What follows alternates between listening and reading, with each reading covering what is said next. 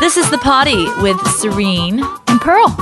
Get it right, PODDY. Happy New Year, you crazy countercultural home birth having granola eating people. It's the Trim Healthy Podcast. And hey, it's 2023, folks. Well, maybe you need to do an introduction for the people that are normal. Yeah. Because you just described listeners. Serene. I described 99% of our listeners. No, you didn't. No. Okay, there's the occasional woman that's listening who there's lots. I would say 2/3 of our listeners are not home birth and homeschooling. I think about 1/3 are. That's what I would say. Maybe 40%. Happy New Year, you career mom, forward-thinking, yoga pants wearing, high-end food buying woman of the future. It's the Trim Healthy Podcast. And it's 2023, people! I think we just covered everybody. And we're so glad you tuned in. Except we didn't cover the 17 men. We didn't. You better do an introduction to them. Happy New Year, you 17 wife-obeying, food-eating, happy just to be here. She makes some decisions, but not all. But it's 2023, and your relationship is changing, man. All because they listen to the Trim Healthy Podcast. 6 out of 10 for that one. I don't know. I'd say overall. 10 out of 10 on the first two. Oh, okay. So that gives them about a score of 8.9. Guys, I can do this all day. I thought your first two were excellent. Yeah, your first two were excellent. The second one, you were pulling. You were starting to struggle, but you held it and you held the pirouette. No, gymnastics. You held the arabesque? The arabesque, and you landed the stand and you put the arms in the air like that, and you didn't fall. The third one you fell. They hold it together, you think they're going to fall, and they don't. And they make it. They make it. Yeah, well, super stoked. Wanted to say that if you have New Year's resolutions, you're going to fail. And the reason I say that is because we need to change those from New Year's resolutions to lifestyle changes. You're not doing something new for the new year. You're actually, what's the statistics on this where New Year's resolutions, a percentage of them? You know what, Danny? I don't really care because even if it becomes your lifestyle, you have to start somewhere new. We can disagree. Yeah. So we used to be on your line of thinking. Pearl's like, I hate New Year's resolution because they're just to break, like all this New Year's stuff. Pearl was on your line of thinking, but we've changed. Oh, you changed? Yeah, I'm not. I don't. Let's argue. Let's do an argument podcast. Okay, so I don't make New Year's resolutions, but my heart has come around to embrace all things new for my life. So if something is great for my life, I may implement it. I think that's going to be a part of me and I want to bring it in. When's a good time to bring it in? Hey, New Year's may be a great time. Maybe I'll leave it to March, but it's coming in. Yeah. And as this new year opens, I just open my heart to all the things. I feel like New Year's Day is every morning. Because every morning, it's so biblical. But that's what I'm saying. Yeah, that's what you're saying. But yours was a negative approach. Fist pump. Yeah, but you came all like, I'm fist pumping the spirit of it, Dan. Not the letter. No, because you came in and you said, "Oh, I'm sorry. If you're going to make a New Year's resolution, you're going to break it." Blah blah blah. It's true. The letter of the law kills. No, Dan. It's not. Because guess what? There are people that defy the odds, and I would beg to differ. Yeah. Even though many people buy their gym equipment, it's not used by April. I would like to say that I betcha there's some women sitting here listening, maybe one of the 17 men, that started something on a New Year's and it's still a part of their life. Why? Because they started something and it was good for them. Even though things fell away, if it was so good that they kept it, they defied the odds. And I bet you there's people sitting right here saying that's me. I would love to see people write, because they write into our Trim Healthy, they comment on Trim Healthy Mama's Facebook mostly, yeah, right? or they write into support. I would love to know how many started something as a New Year's resolution and 5 years later they're still doing it. I tell you what, Dan, I think that it sounds a little negative. We said we could argue on this podcast, right? It's like you're saying, okay, all these marriages and all of that kind of stuff. But do I really talk like this? Yeah. I mean, when I say it, I'm like, when you say something that I disagree with, I have to. I say it in stupid voice. Yes. I think that thousands of people are going to fail because it's New Year's resolution. Yes, because That was the whole vibe behind it. The whole vibe behind it was so daft in my mind, right? It was daft. Because it was like, just because so many people have failed at the New Year's resolutions, I think New Year's resolutions are junk. That's like, because so many people have failed at marriage, I think marriage is junk. And that's not the case, right? Marriage is awesome. Marriage is sacred. Marriage is so powerful. Yeah. And we should still have faith for marriage. And we should still have faith for New Year's resolutions, because thousands of people have failed marriage too. That's just like true. New Year's resolutions. But we have to have faith for it, because guess what? I believe in the new, and like you, I believe in the new every morning. But some people only get inspired to new at least one day a year, and it's better than no days a year. Oh, what do you think of that, Dan? That was a pretty good comeback. Get that look off your face. That you were way too happy about what she said. It was so good. For starters, before I comment. But and then the biblical thing too about it, and I don't know the reference, but it's like, new every morning. Great is... That was the hymn. Hold on. No, it's a scripture. And I bet I got it true. here on my teleprompter, because I did think of a little few things to say here. But I think Danny's coming to your altar call. I don't know if you can refute that argument. No, that last one was solid. Was I just don't like that you noticed it first. Now that I'm thinking about it, it's good that at least people think of have one day is better than no days. Because right? of the Lord's great love, we are not consumed, for his compassions never fail. They are new every morning. That's Lamentations 3:22. But he's arguing that great too. Great is your faithfulness. Danny's not arguing that. No, I know that. But if somebody gets, I agree with that. But if somebody gets that only one day a year, great, better than none. Yeah. And it starts there. It starts there. It does start there. It's the seed. Ooh, Serene. And I just want to say, when we are doing this New Year's poddy, we are going to talk today about the new. And because Pearl's like, anything to bring? And I'm like, boy, we've been so busy over Christmas. We did a wedding just before Christmas. Everything's crazy. We've got so many exciting business ventures coming too. And we're just packed in the brain. So I said, we don't have meat, I don't think. But I called her back. Lied. I didn't call her back. I talked when I walked up the stairs. In your head, you called me back. I do a lot of calling back in my head. Mm-hmm. Anyway, and I thought, a new and living way, walk ye in it. That's a song too, but I'm sure it's a verse in the Bible. It's a scripture. It is. And I think that's what we want to talk about today. But the spirit of it is not just for this new year. The spirit of it is for every day of the year. Okay, I'm going to speak to that. I'm going to speak to that. Yeah. And I'm just going to start it off. She said, yeah, but someday. Someday. Did you want to speak to it? Did. Oh, speak to it. I thought you meant I fist pump you on that. Like I adhere to that idea. Yeah. No, I'm going to speak to it. Go for it. I am sorry. I was wrong. I love you. Aw. Sounds like you're on what's that guy's name?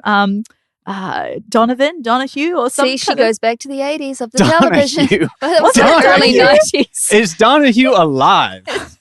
That's all she remembered. That's the last time like she had Sally TV. Jesse Raphael. I made a New Year's resolution one year to not watch TV, and I don't. Well, you don't have it in your house, bub. That was back in the late 80s, early 90s. It was a New Year's resolution to not have a TV in my house, bub, and I kept it, bub. Young bub. No, Danny, you were well practiced at that. Okay. But I do want to say this. It's 20 years. If you've done speaking to that. And now you have the baton. Okay. I just want to say one thing to start us all rolling, and then we'll go from there. But what I want to say about the new year, whatever hasn't brought us growth in our life, whatever is stinking on the vine, rotting on the vine, or is stunting our growth, lop it off.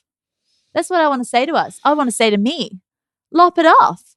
Like there might be some habits, there might be some stuff, there might be some things that just is not really bringing growth or allowing growth. Because it's stunting the new, because it's taking the place. And what do you? And maybe that's even that's past thinking. Maybe that's just still taking a waltz into the past. Maybe that's what's stunting your growth. Maybe that's what's stunting creativity and new ideas. Maybe it's because you're still somehow connected to the past. And, this wonderful healing revelation that I had, and I still have to practice it. It's not like I have it perfectly, but it's to only look back to thank.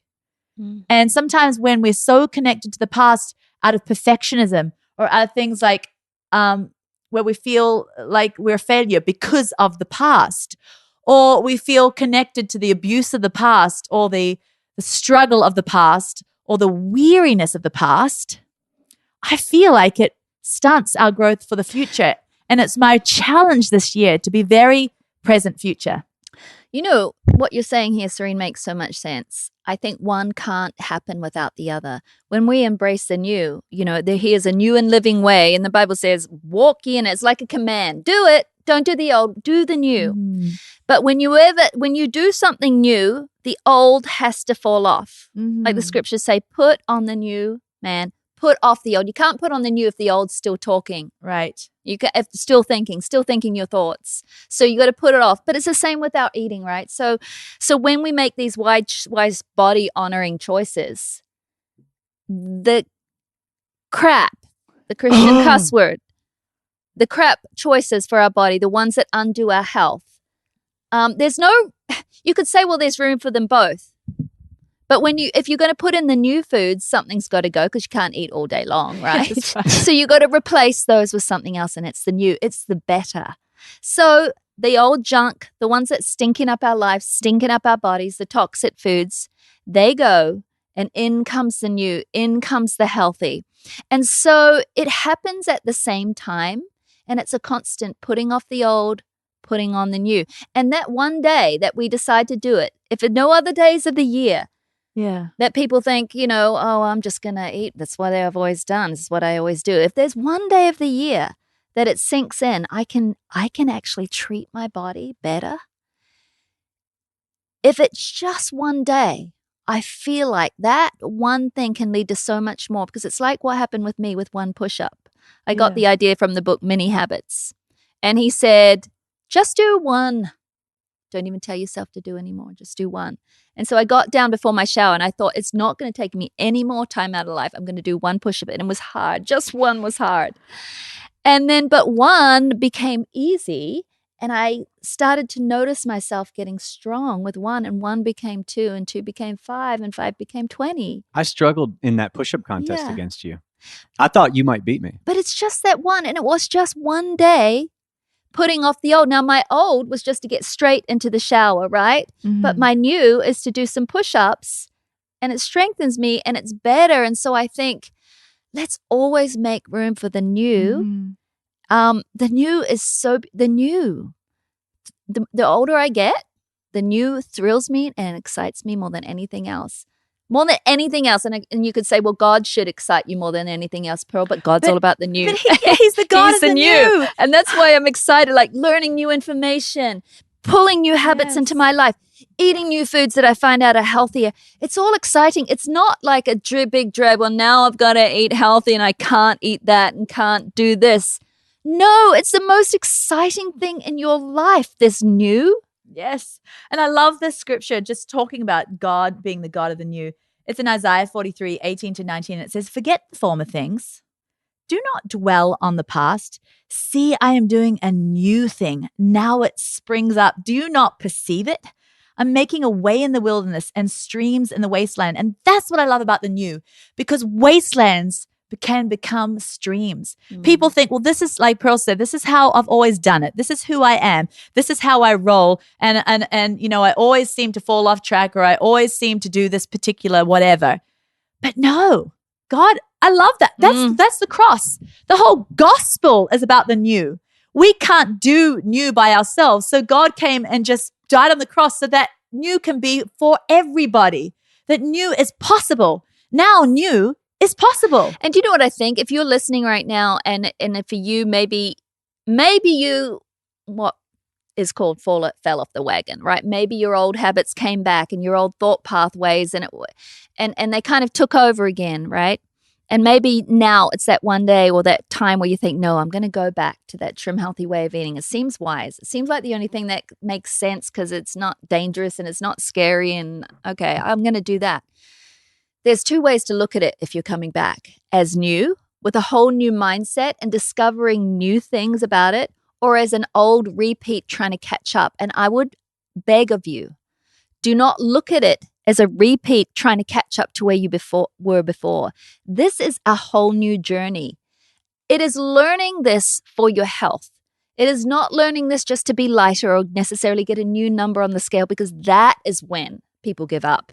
Because you're just like lighter. I would look at it just as to be stronger metabolically, to be stronger in your beautiful choices for your body, and to look at it as a new experience. I always think of Coach Debbie that sat here, and she'd done all the diets. She'd done Trim Healthy Mama for a while and it worked. And then she decided to do all the other ones after that, and they were not sustainable. And she was in a very terrible place at the end. She'd put on weight, and she says, what is the one thing that I did that I actually could do for the rest of my life? She's like, it's that Trim Healthy Mama thing. Okay, I've only got one last try in me. I'll try that again. And then she said, but I'm not going to do it the same way. I'm not going to do it for a number on the scale. I'm only going to do it to truly learn about how to fuel my body in the right way. And it changed everything for her. Everything. I love that. And I think that's what this New Year's, I know there's so many of you that got derailed because human nature is to get derailed, right? But it's to pick yourself back up and not come back just to catch up. But to be that new mind and to have that new way of looking things, and that's going to be a success. I love it. Good, Pearl. Oh, Pearl. I fell off the wagon for like a month in my push-ups. Yeah. And you remember that podcast a couple back where we talked about how like not using your muscles, you can start to feel inflammation. Yes, Because it would like leucine 6? Yeah, interleukin 6. Yeah. Interleukin 6. Yeah. I just made up a word, leucine. What is well, leucine? Leucine is a thing. Yes, it's an amino acid. It's just a random vocab word I've heard here on the podcast. But it was about how that floods your body, and then you feel like inflammation, joint pain. The inflammation in your body goes actually the joint, the pain and your muscle tear fibers, and it goes there instead of inflammation in your body to heal those tear fibers. Yeah. So I fell off the wagon for like a full month. I was starting to get a booty do, where your stomach sticks out further than your booty do. Yeah. And, like for me, like I don't want like flat chest, big belly. No, right. Like I get upset when I start to personal goals here, people. Right. Not for you, this is for me. So I want to reverse that. I want puffed chest, flat belly. And I was getting into that guy. And I thought, man, I've lost all my work. I lost all my push-up work. And and it was, the thoughts were so crazy. I'm 42. Man, most guys my age, my peers, guys I'm hanging with, they're not looking like what my goal is. And is this vanity? And is this all just, why am I doing this work? So to hear that, like I just 3 days ago got back on the wagon. I just went, yeah, you lost a lot of gains. You're going to have to get set back a little bit. Did you feel like you had to play catch up and get up to where you were? Because that's where I think we get really depressed. No, in fact, I just thought what I did was I just broke in easy. Like I did 5 push-ups. Yeah. And then waited a little bit, stretched a little bit, then went to 8. Kind to yourself. Yeah. Just kind, like, man, don't get all gung-ho. You're going to pull a muscle. You're going to get hurt here. And just to like start again was really cool, because I found that I actually wasn't so set back like I thought I was. That I actually did retain some muscle. It wasn't showing because I wasn't in the groove, but I wasn't off the wagon as far as I thought. But do you know what I'm noticing about this whole storyline that you're saying here? You could have very easily gone the way of your self-talk. Yeah. That said, I'm 42 and all my mates, they're all getting the dad bod, so I might as well go get dad bod with them. And, is it even attainable at my age? Maybe it's even vain, but sometimes you can have the same project ahead of you, the same amount of work ahead of you, but your paradigm, your lens, the way you look at something can either just take you right down another way or make it so much more of a struggle. Because that can be with me too. I can enter the weight room or go for my morning sprints or whatever. Or maybe it's not exercise. Maybe it's just, a mindset about life in general. And I can start, even though I know like what I should be thinking, I can get the darts in my head and think the crazy thoughts and think the darker, anxious thoughts. and life feels heavy. The project feels heavy. The atmosphere feels heavy. But then I can have like my friend Graham Cook, who's not really my friend, because I've never met him. But I've heard him say, if your thought isn't making you feel good, if your thought is leading you down the wrong path, have a better thought, right? So sometimes I'll just change my whole thought, and you change the way you thought. Maybe I'll just start slowly. Well, maybe it is attainable, and you change the whole way you look at it. And I just think it's amazing. The whole atmosphere in the room can change. I can feel energy surging through my body. Everything can change. Nothing circumstantial, but just with a paradigm switch. Oh, yeah. And it's like fire. So sometimes in my marriage, if you keep a record of wrongs, especially, and the Bible tells us not to do that, but if things start adding up and then I start to think, yeah, he really is like that. Oh, he's doing that again. And I really don't deserve that. And yeah, he really is a control freak. Look at us at the grocery store and he's lining up all the butter together and I want to just throw the butter on there when I want to, And I can really start, Thank you for that window into your life, by the way. In my past, it's a paradigm of, okay, so my husband is not actually a control freak, but there are some things in his personality that I could actually label it. We all could be labeled with certain things, right? So I could label him control freak. Okay, but then I have chosen, and you've even encouraged me, Serene. Yeah, he's so cute, Pearl. Pearl, he's his love for you, right? No, that's just his cuteness. But I could look at it completely differently in a comical way, giving him grace, just like I need grace for all the labels people could label me, depressive and all those things. That's not who you are. No, it's not who I am, but people could have labeled me that back in my past. We're all walking out of things. And just to look at him, at those things, as him as differently, just have a new thought about it, changes everything, changes the atmosphere in my home, changes the way I look at him. I think we should reshape the way we look at our spouses every day. Changes the reality of who he actually is. Yes. Like when you look at him, all that's real is your perception of him. That's it. Like if you see him a certain way, he is magically that way. I have gone from being so frustrated and so thinking that, oh my goodness, to thinking I could almost worship the ground he walks on. Mm-hmm. Nothing changing but my brain space. Yeah. It's unbelievable. And often to do it is almost to look at things as a little bit more comically. Like Pearl with the whole grocery store. Can I go elaborate into that a little bit more? I've shared it here a few times, but we have newbie listeners. Yeah. Because he really will. When she's putting all of those groceries on the conveyor belt, he really will get all like fusty busty and go, he will. No, Pearl, eggs go with eggs. Yeah. Cans go with cans. And he's a little bit snifty about it, right? And she just decided, I could ruin my marriage over this. But he really wants to come grocery shopping with me. Like he wants to be with me. Yeah, like he doesn't say, go wife, go get the groceries. He's like, let's go together. Like he was excited. And that's cute. Yeah. That's really cute.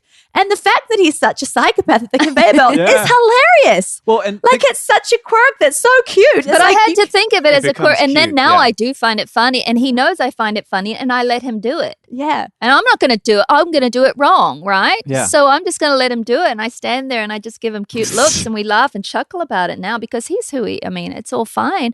And I think it's brought us closer. He knows he's nuts at the conveyor belt. My man, he gets in a bad mood whenever we go to an airport. Yeah. Like it's his whole vibe changes. A darkness comes upon him. Like literally, I think I have been the worst wife in the world or something. I've done something terrible because, the looks on his face, it's almost, I call it his bomb face. He also gets it when I go into Whole Foods. He gets a bomb face. My husband refuses to go into Whole Foods. It's a look. Like if I don't get my wife and family out of this airport or out of this Whole Foods now, the place is going to blow up. The place is going to blow up. He's in fear of a real bomb. He's worried about the money I'm going to spend at Whole Foods. Yeah. But at the airport, he's just worried about everything in general. But I could go on our holidays and we'll always see the airport. The reason why I'm saying this is the airport is the initiation. It's the beginning of our holiday. Yeah. Why are we at the airport? Because we're going away together. Yeah. And this is vacation. So you want it to be lovely. Right. Yeah. So oftentimes in the past, our vacation starts bad mood. And can start the whole vacation where we're humping and and I'm not talking to him for a few hours. And it's like, because he should treat me better. And I'm going to act like, give the silent treatment so he knows that I'm aggressive. upset. Yeah. Right? And then he'll be saying, what's wrong? And I'll be like, nothing. You know? But now I've decided that's so cute how he's concerned that we'll get there on time and that he's really just really wanting to start our holiday off smoothly. So this whole bomb face is actually his love for us and his love to make everything just work out so that we get to this wonderful place, you know? And so I've just decided to look at it in such a new way. And now I really look forward to his bomb face so I can be entertained about all the expressions he can put on within the hour, you know, that are just so feisty, and I get so entertained at the energy he's putting into it. I didn't know that he had the whole airport Girl, we thing call it too. detoots, right? Okay, yeah, but my husband has the airport thing too. Oh, yeah? We often used to go away on vacations where I was passive-aggressive because of how bomb-faced he was. Yeah. So, no, you just get past all of that, you know. If a man is good, he's a good man. If a man is bad, well, we're not talking about that. We're talking about general good men who have their quirks. You know, when my sons were young, they would line up their Matchbox cars in a very particular order. And if you were to mess that up, it was a really big deal. And, you know, men get older and I don't think that changes. You know, we still want the boxes packed in the trunk in precisely the best way possible. And if there's one that's at an angle cornered because you failed to set the foundation correctly, man, we've got a problem. And we don't know why. We don't know why. You can explain it. Well, we love efficiency. Well, you'd be just as efficient if that box were sitting off at an angle. And besides, when you take your first left turn, it's going to all get jumbled anyways. Doesn't seem to matter for the male brain. No. Nobody knows why these things, but you're right. If you can see it as silly and cute, that's a great way. It's not worth getting divorced over having a bad vacation, you know? No. But when you see them as a record of wrongs, and I've done that before, they pile up and you start counting them, then you're in trouble. Yeah. You know? Hey, do you ever, when you have bad dreams, what are they about? This isn't off topic. It's not off topic. We're to trust you on this? You have to trust me. Do I have bad dreams? I've had a dream that Pearl and my husband ran away together. Oh, yeah. And never Charlie and I worried about that. No, never worried about that. No, but it's a dream. It's not even a thing at all. Yeah. But Charlie and I were chasing them and we were so mad at Sam and Pearl that we chased them off the cliff so that their car just went off into the oblivion. I don't know. I have bad. That's the only bad dream I can remember. I have a lot of intense bad dreams because I take melatonin at night, sometimes too much. And if I take 10 milligrams of melatonin, I have very intense dreams about just so many things. All of them. Family members who are axe murderers. No, yeah, but a lot of them are chase dreams. I am being chased. Usually I'm being chased and there's a tornado somewhere. I'm trying to rescue my kids somehow. Oh, you're trying to get them out of the tornado or the huge in all wave. Different ways. Or it goes back to my days of school where I haven't studied for a test. Yeah, I'll just have all sorts of things like unprepared that. Unprepared. Yeah. I used to have reoccurring dreams that this is when I wanted to be a drummer.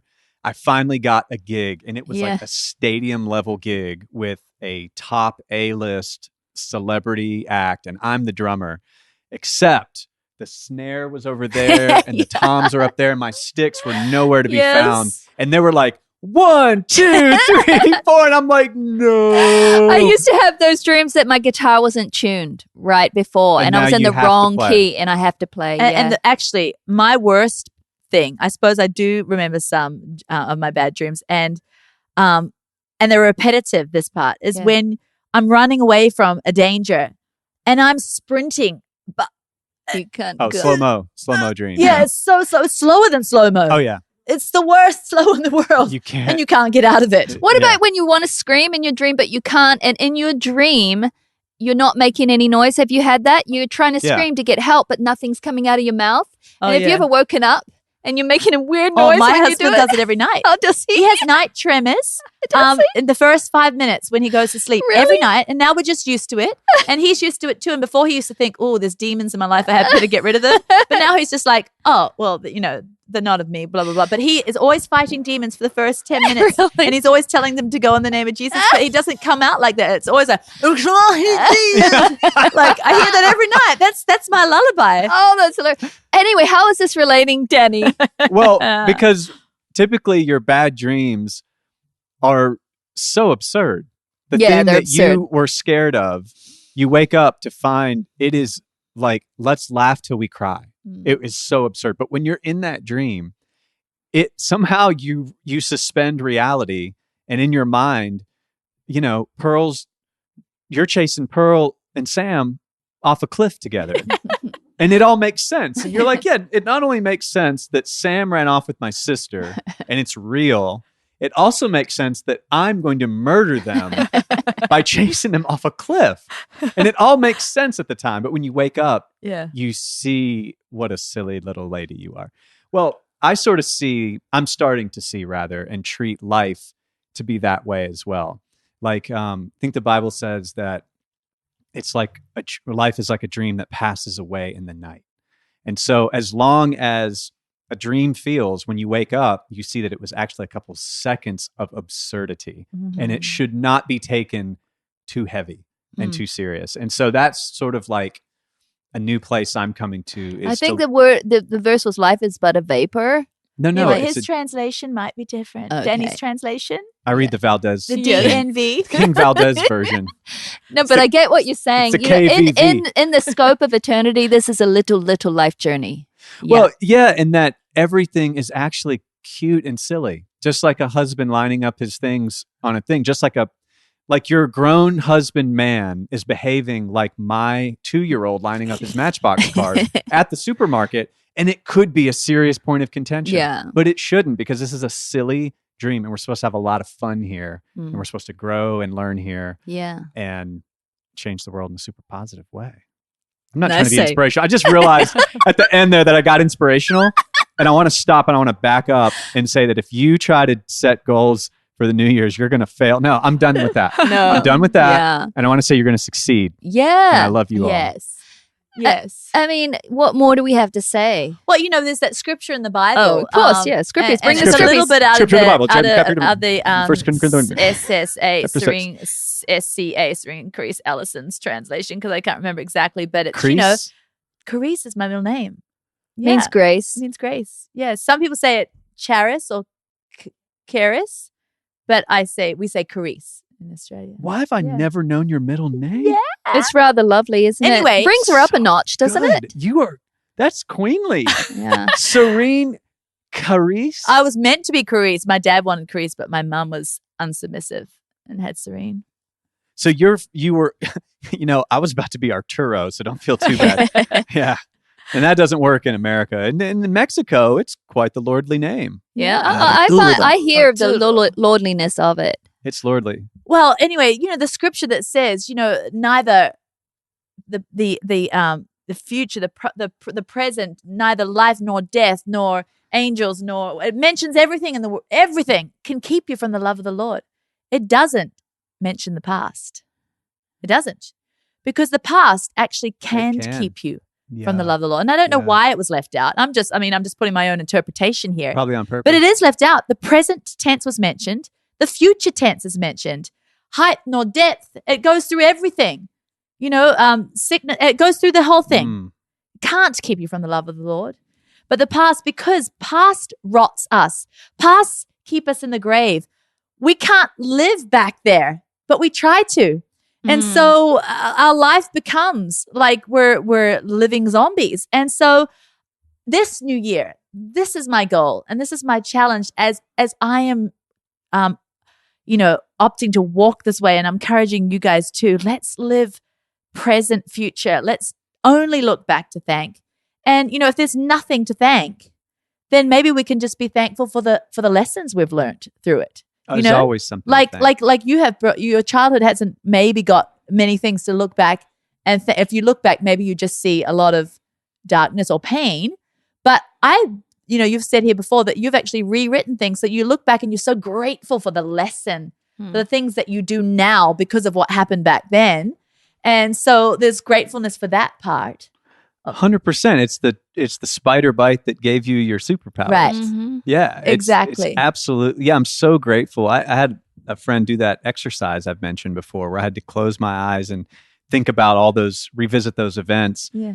And that's one of the times he said, what if they could mean something different? What would they mean if they could mean something different? Right. And then I just like magically chose for them to mean that I had these powerful abilities and they gave me all this tempering and strength and metal. Because I think we would have so much more energy if we arose every morning to the fresh new day like we're meant to, like our Creator designed us when he said it's new every morning. Great is his faithfulness for us. Every morning, it's a brand new slate. But see, we carry over from yesterday.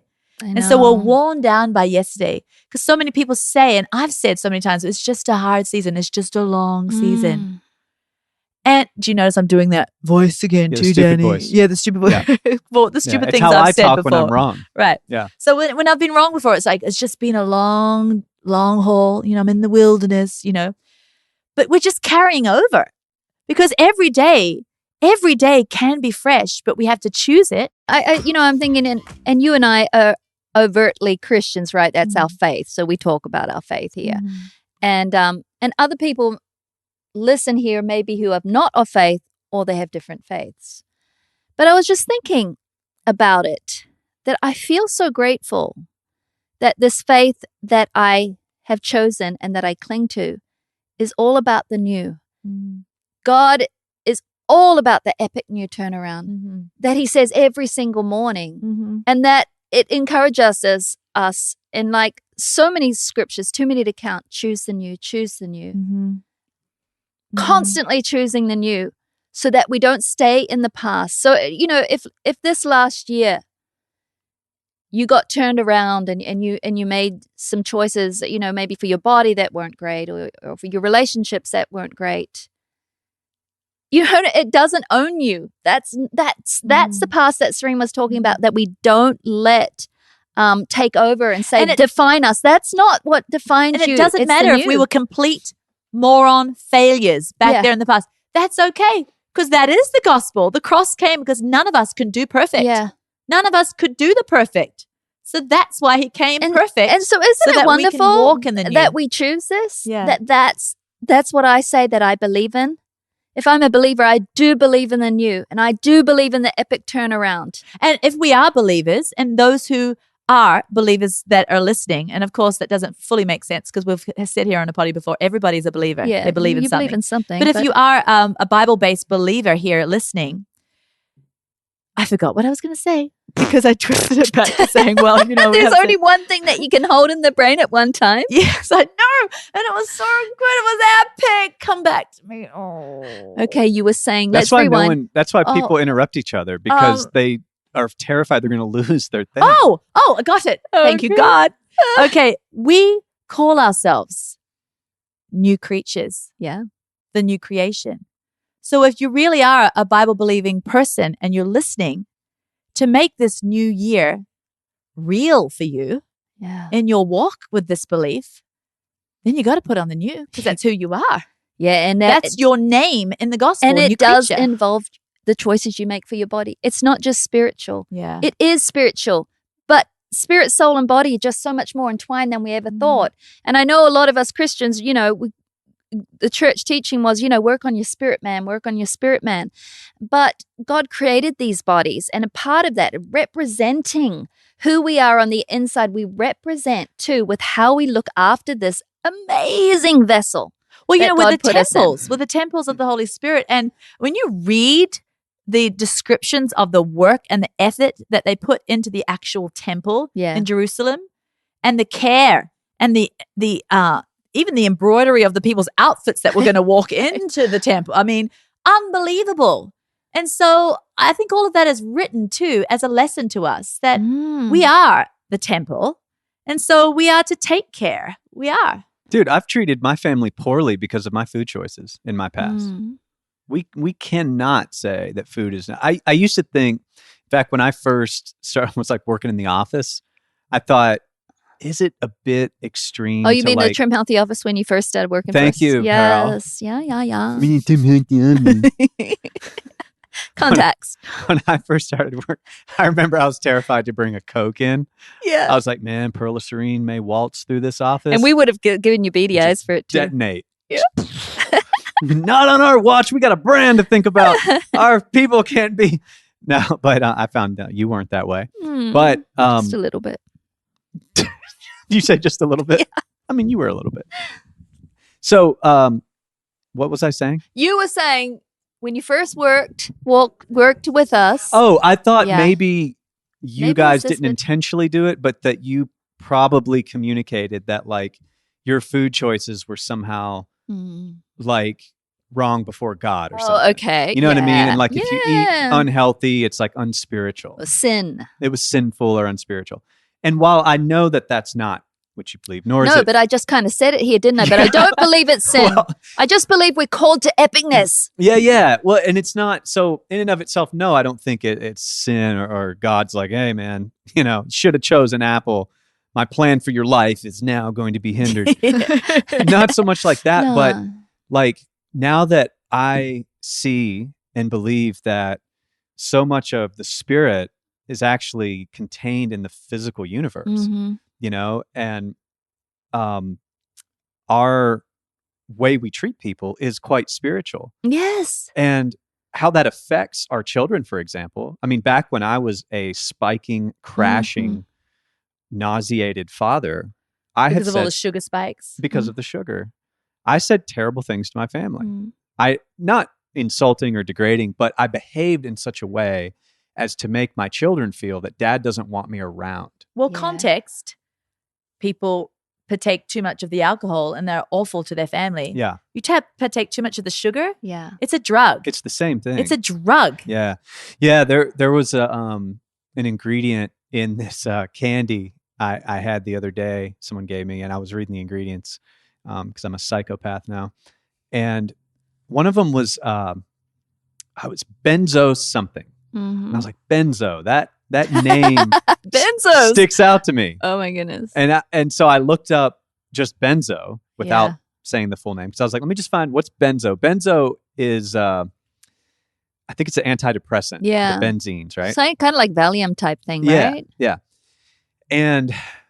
But when I typed in the full name that's in this candy, it's a preservative. Okay. And I thought, okay, but we've got a similar base here. And then I thought about how this candy classically makes people feel. And it does serve as an antidepressant for a moment. And I thought, man, is this like an antidepressant just put right into candy? And if they have the same roots, is there something here? And, you know, the point I'm sharing is that foods have a powerful impact on our spirit.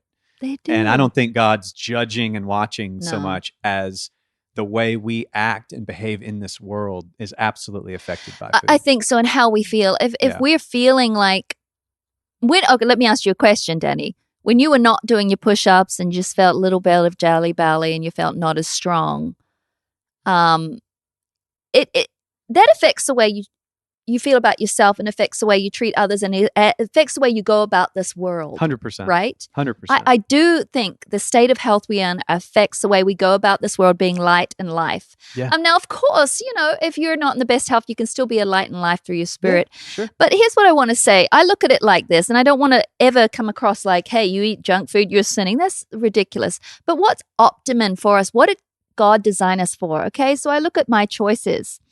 So I've never been much of a junk food eater, though I did, you know, have my times when I grew up to be an adult. We ate healthy as children. I grew up to be an adult. And in my late teens, early 20s, we never had fast food growing up. So I decided to partake. And I gained weight and I didn't feel good. So I realized, okay, that's not for me. The way my mom raised me was actually good. But You had a little Rumspringer? yeah, that was my Rumspring, eating McDonald's and things like that. But my body didn't like it. But for much of my life, and I've shared that before, I chose fear. And that was part of my pathways in my mind, or anxiety and things like that. Now, God tells us to choose not fear, but faith and trust, right? But I didn't. Now, I could look at it as like, oh, I was sinning. But I don't look at it like that. I just look at it as like it wasn't optimum for my life. Now that I'm learning to not live in fear and to live in hope, to live in trust, it's better for my body. It's better for my mind. It's better for how I go about this world being light and life. It's just better for me. And it's not a bit of a thing of that's right, that's wrong. It's just optimized because God created me and he knows what I do best, and I do best, and so do you and everyone listening here, with not a fear mindset, but we do best with a hope mindset, with a joy mindset. And so that's what I'm choosing. And it's the same, I think, so similar with our food choices. It's choosing what we are created for, which are earth foods that he designed, not foods that are full of like devitalized white sugar and all those preservatives things and benzos and stuff. It's these choices. And we're designed for choice. I mean, the whole Garden of Eden, the original thing was a choice. It's choice, eh? Yeah. So I think on this one day. And there's choice. There's life, there's death. Yeah, and on this one day where people make this choice, I think it's a beautiful thing to start with that one, saying, I choose today. Today I choose. And that's what the Bible says. Choose you this day whom you will serve. And it's light or darkness. Choose it. But then he says, and choose life. So he even tells us which one to choose. And it doesn't matter if you fail and then one afternoon you choose death, right? Yeah. It's okay because the New Year's Day is actually new every day, new every morning, really, the spirit of it. And so we get that chance again to choose life again in the morning, no matter how much of a failure we were the evening before or the afternoon before. And it's over. It's done. It's gone. It's old. We can't go back. We don't tie ourselves to it. We don't feel shame because of it. Enough to bring us to a repentant spirit, but not anything of condemnation or anything. And so that's what I love, like Pearl said, about the hope that we have in this, in the belief that we have in that. It's just all about newness. I know. And so I think we've crisped up the point. We can end. Crispy. If you were our father, though, you would repeat. Everyone stand now, and then we crisp it up. Say it all again? You have to crisp it sitting, then crisp it standing. Then do a song and crisp it one more time. But we'll save you for that. Hey, Happy New Year. My way, and then I'll be true nothing, mama.